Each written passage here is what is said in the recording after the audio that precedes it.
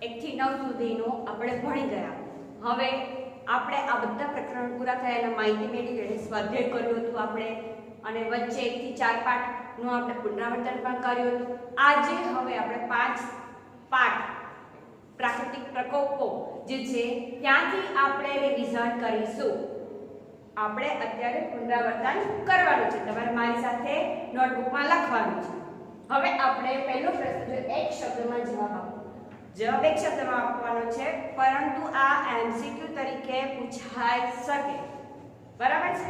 હવે પહેલો પ્રશ્ન છે અને આ 5 પાઠ પ્રાકૃતિક પ્રકોપ એમાં આપણે પૂર, દુષ્કાળ, ભૂકંપ, જ્વાળામુખી, સુનામી આના વિશે આપણે ભણ્યા હતા. તો હવે આપણો પહેલો પ્રશ્ન છે, ભૂકંપ કેન્દ્રથી પૃથ્વીની સપાટી પરના સૌથી નજીકના સ્થળ કે કેન્દ્રને શું કહેવાય છે?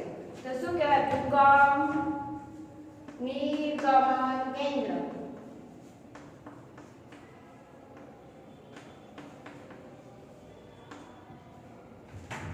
ભૂકંપ કેમ થાય છે? ભૂકંપ કેટલા કારણો છે? 3 કારણો છે.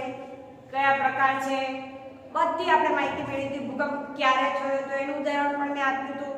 અને ભૂકંપ કેન્દ્ર ક્યાં હોય છે? તો કે જ્યાં ભૂકંપ, જ્યાંથી જમીનમાંથી ભૂકંપ આવે છે એનું કેન્દ્ર છે, અને જે નજીકના જે વિસ્તારો જે છે તેને ભૂકંપ નિર્ગમન કેન્દ્ર છે, જ્યાં સૌથી વધારે અસર થાય છે.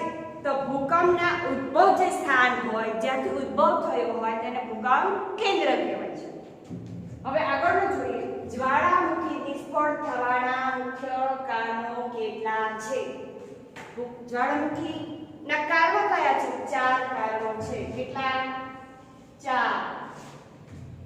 ત્રીજું જોઈએ, જ્વાળામુખી પર્વતના કેટલા પ્રકાર છે? તો 3 પ્રકાર છે. આગળનું જોઈએ જોયું, સુનામી મોજાની લંબાઈ આશરે કેટલા કિલોમીટર હોય છે? તો આપણે ભણ્યા હતા કે 700 થી 1600 લંબાઈ સુધીના હોય છે.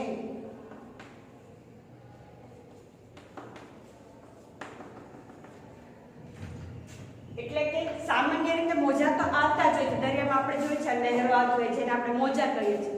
પણ જ્યારે સુનામી થાય છે ત્યારે મોજાની ઊંચાઈ વધી જાય છે, અને જે નજીકના જે સ્થળો હોય છે, દરિયા કિનારાના જે વિસ્તારો હોય છે એને એ જે સુનામીમાં ભારે નુકસાન થાય છે.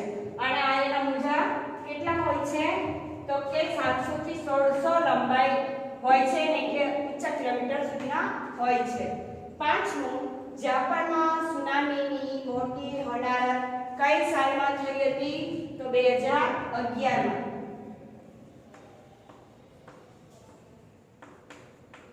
જાપાનમાં સુનામીની મોટી હોનારત 2011માં થઈ હતી. તમને 4 ઓપ્શન હોય કે 3 ઓપ્શન કે 2015, 2007, 2011, તો જવાબ આવે 2011. હવે આપણે છઠ્ઠું જોઈએ, અનાવૃષ્ટિની સંભાવના ઓછી કરવા શાનું પ્રમાણ અટકાવવું જોઈએ? તો આપણે શું કરવું જોઈએ? તો કે આપણે વાતાવરણ શુદ્ધ રાખવું જોઈએ. ખાસ કરીને તો કે વૃક્ષો આપણે ભણ્યા હતા કે વૃક્ષો ઉગાડવા જોઈએ, જે વરસાદ લાવવામાં આપણને મદદ કરે છે. પણ આપણે અનાવૃષ્ટિની સંભાવના ઓછી કરવાનું કીધું છે, એટલે જવાબ આવશે વાતાવરણ. હવે 7મું છે, ભૂકંપ શાના કારણે થાય છે? તો જમીન હલે છે ત્યારે જે ઉપરના જે સ્થળ ઉપર મકાન હોય કે કોઈ પણ ઉદ્યોગ ધંધા પણ એ બધું પડી જાય છે. તો ભૂસંચલનના કારણે ભૂકંપ થાય છે. ભૂસંચલન એટલે જમીનનું હલવું.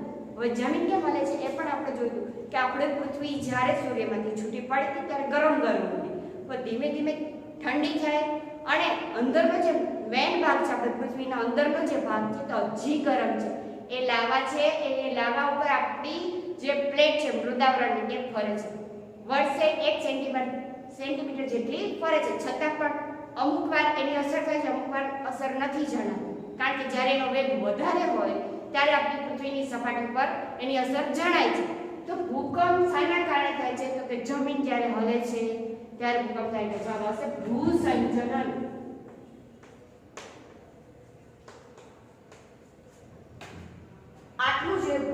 ભૂકંપની સૌથી વધુ અસર ભૂસપાટી પરના કયા વિસ્તારમાં થાય છે? તો કે ભૂકંપ નિર્ગમન કેન્દ્ર જ્યાં હોય ત્યાં એની અસર વધુ થાય છે. આપણે અહીંયા માહિતી મેળવી હતી ભૂકંપ નિર્ગમન કેન્દ્ર.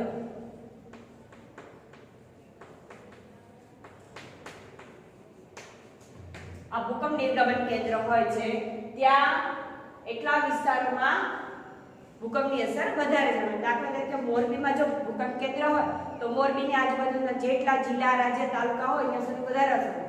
તો આપણા ગુજરાતમાં જ છે તો આપણે એની તીવ્રતા જો વધારે હોય તો આખા ગુજરાતમાં એની અસર થાય, પણ પછી કાશ્મીરમાં એની અસર એટલી બધી ના થાય. જો આખા ભારતમાં જો એની તીવ્રતા વધારે હોય તો અસર થઈ શકે, પણ એની તીવ્રતા કેટલી છે એના ઉપર આધાર રાખે છે કે એનું ભૂકંપ કેન્દ્ર ક્યાં છે, એના ઉપર આધાર રાખે છે ક્યાં એની અસર વધારે થશે.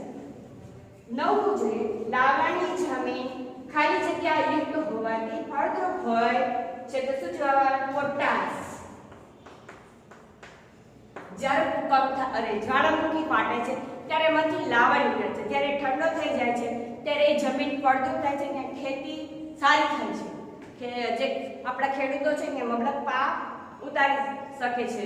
સુમાત્રા અને લાવાની જમીન કેવી છે? પોટાશયુક્ત છે. અને આપણે એ પણ ભણ્યા હતા કે જ્વાળામુખી હોય ત્યાં વિસ્તારમાં જરા હોય છે જે ચામડીના રોગ માટે ઉત્તમ છે, જેમાંથી ગરમ પાણી નીકળે છે, તો એ ચામડીના જે રોગો માટે છે આશીર્વાદરૂપ હોય છે. જ્યારે એ જ્વાળામુખી ફાટે ત્યારે આજુબાજુ વિસ્તારમાં જે જરા નીકળે પાણીમાંથી ગરમ પાણી નીકળે છે, ત્યાં નાની નાની ખાડા જેવું હોય ને તો ગરમ પાણી નીકળતું હોય તો એને જરા કહેવાય છે, ગરમ પાણીના જરા, જે ચામડી માટે ઉત્તમ છે. આગળનું જોઈએ ભૂકંપના ઉદ્ભવ કેન્દ્રને ખાલી જગ્યા કહેવાય. શું કહેવાય? ભૂકંપ કેન્દ્ર.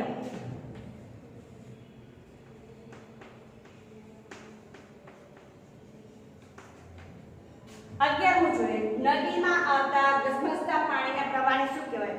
તો આપણે જવાબ આવશે પૂર. આપણે પૂર લખીશું કારણ કે નદીમાં જે પ્રવાહ તો આવતો છે પણ વધારે પડતો પ્રવાહ આવે તો વરસાદના કારણે પ્રવાહ આવે, ખૂબ જ વરસાદ હોય કા બીજું કારણ છે કે ડેમ તૂટી ગયો હોય ત્યારે પણ પાણી નીચાણવાળા વિસ્તારોમાં ભરાઈ જાય છે ત્યારે એને પૂર કહેવાય છે. હવે 12 છે ભારતના દરિયા કિનારા વિસ્તારોમાં કેટલી વાર ખાલી જગ્યા સર્જાય? શું સર્જાય છે? દરિયા કિનારામાં ચક્રવાત.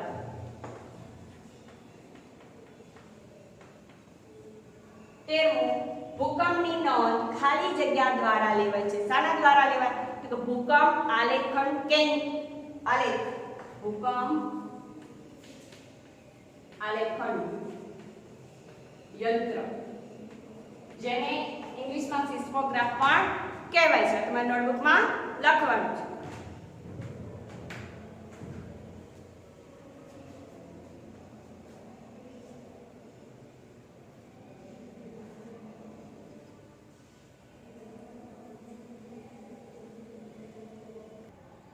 હવે આપણે પાઠ 6 એના વિશેની આપણે માહિતી મેળવી હતી, પાઠ ભણ્યા હતા, એનું સ્વાધ્યાય કર્યું હતું, આપણે નોટબુક પર લખ્યું પણ હતું, બરાબર ને? હવે આપણે આ પાઠનું રિવિઝન કરીશું. પાઠ 6 આ પ્રશ્ન છે એક શબ્દમાં જવાબ, પણ આ પ્રશ્ન એમસીક્યુ તરીકે પૂછાઈ શકે. હવે આપણે પહેલો છે ભારતની આર્થિક સમૃદ્ધિ કઈ સદી સુધી સંગીન રહી હતી?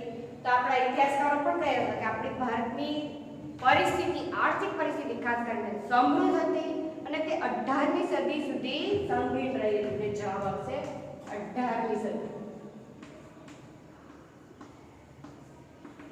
બીજું, બંગાળમાં દારૂ દુષ્કાળ કઈ સાલમાં પડ્યો હતો? તો 1770 માં. ઈસવીસન 1770 માં. તમને ઓપ્શન હોય 1780, 1756, 1789, પણ જવાબ આવશે 1770 માં. ત્રીજું, ઈસવીસન 1770 માં ભારતના કયા પ્રાંતમાં દારૂ દુષ્કાળ પડ્યો હતો? તો બિહાર ઓપ્શન હોય, બંગાળ ઓપ્શન હોય, કલકત્તા હોય, પણ આપણે જવાબ શું આવે? બંગાળ. બંગાળમાં 1770 માં દારૂ દુષ્કાળ પડ્યો હતો. આપણે અહીંયા આ જ પ્રશ્ન જોયો છે. અહીંયા સાલ પૂછે છે, અહીંયા રાજ્ય કે પ્રદેશનો વિસ્તારનું નામ પૂછ્યું છે, રાજ્યનું નામ પૂછ્યું છે. તો આપણે રાજ્ય પ્રાંત પૂછ્યું છે, તો આપણે પ્રાંતનું નામ જ આપણે લખવાનું છે. ચોથું, કોના સમયમાં મહેસૂલ ઉઘરાણનું કામ કલેક્ટરને સોંપવામાં આવતું હતું? તો શું જવાબ આવશે? Warren Hastings.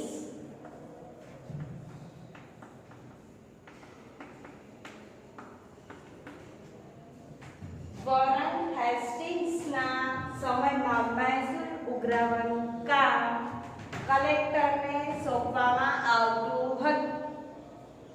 પાંચમું, કયા ગવર્નર જનરલ કાયમી જમાબંધી નામની મહેસૂલ પદ્ધતિ અમલમાં મૂકી હતી? શું જવાબ આવશે પાંચમામાં? કોર્નવોલિસ.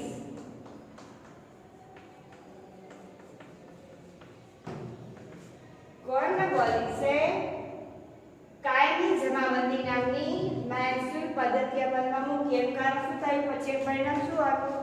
તો કે એ લોકોને નિશ્ચિત જે મહેસૂલની આવક છે તે મળતી રહે, એટલે પોતાના માટે જ સારું થાય. એના માટે મહેસૂલ ખેડૂતો ભરી શકે કે ના ભરી શકે, ઠંડી ગરમી તાપ ખેડૂતો ખેતરમાં જઈને કામ કરે પણ મહેસૂલ ભરી શકે નહીં, કારણ કે મહેસૂલનું પ્રમાણ વધારી દીધું હતું અને એમાં પણ દુષ્કાળ પડ્યો હતો બંગાળમાં. તેથી પરિસ્થિતિ ખેડૂતોની કંગાળ બની ગઈ હતી.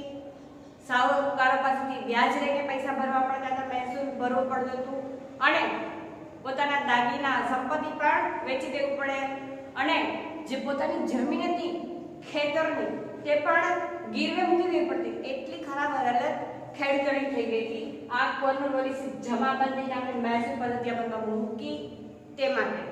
હવે આગળનું છઠ્ઠું, કયો ગવર્નર જનરલ કેટલાક સુધારા કરીને પ્રમાણમાં વધારે માન પામ્યો હતો? તો જવાબ આવશે બેન્ટિક. શું જવાબ આવશે? William Bentinck.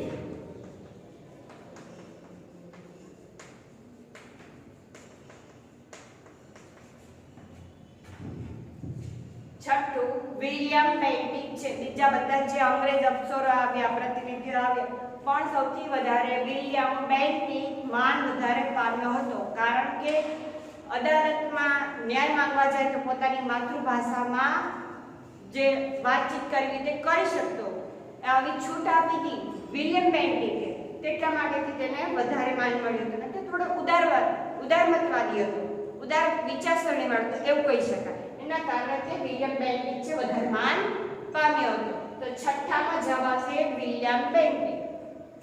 સાતમું, સતી પ્રથા પર પ્રતિબંધ મૂકતો કાયદો કોણે અમલમાં મૂક્યો હતો?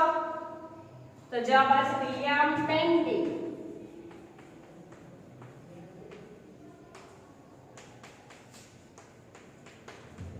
તો જવાબ છે વિલિયમ બેન્ટિકે સતી પ્રથા પર પ્રતિબંધ મૂકતો કાયદો અમલમાં મૂક્યો હતો. વિલિયમ બેન્ટિક અનેક એવા સુધારા કર્યા હતા. અને કેવા સુધારા કર્યા? તો સતી પ્રથા પર વિરોધ, અંગ્રેજી શિક્ષણની હિમાયત. તો બેન્ટિકે અનેક એવા સુધારા કર્યા હતા. સતી પ્રથાના રિવાજ પર પ્રતિબંધ મૂકતો કાયદો ક્યારે અમલમાં આવ્યો? તો જવાબ આવશે 1829.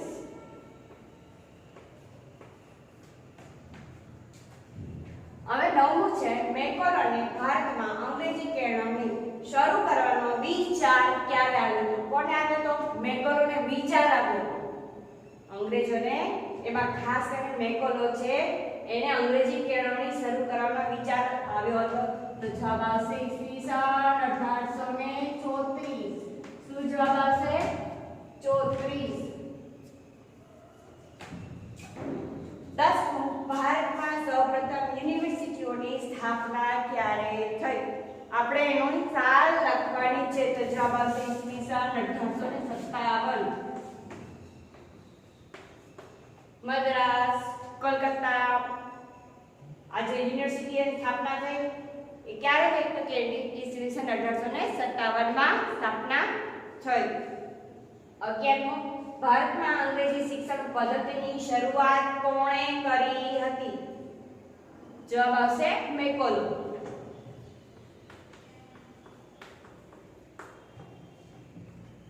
12મું, અંગ્રેજી શાસન સમયે કેટલાક ખેડૂતો ખાલી જગ્યાની ભારે વ્યાજ પ્રથાના ભોગ બની પાયમાલ પામ્યા હતા, પાયમાલ બની ગયા હતા. કોની પાસેથી વ્યાજ લાગતા? તો કે સાહુકારો પાસેથી વ્યાજ લાગતા હતા.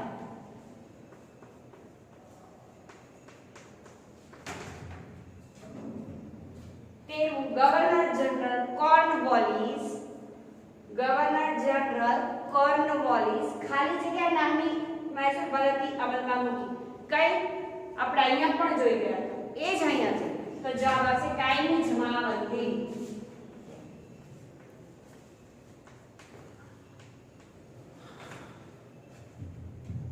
કોર્નવોલિસે કાયમી જમાબંધી નામની મહેસૂલ પદ્ધતિ અમલમાં મૂકી હતી. તમારે આ નોટબુકમાં લખવાનું છે રિવિઝન.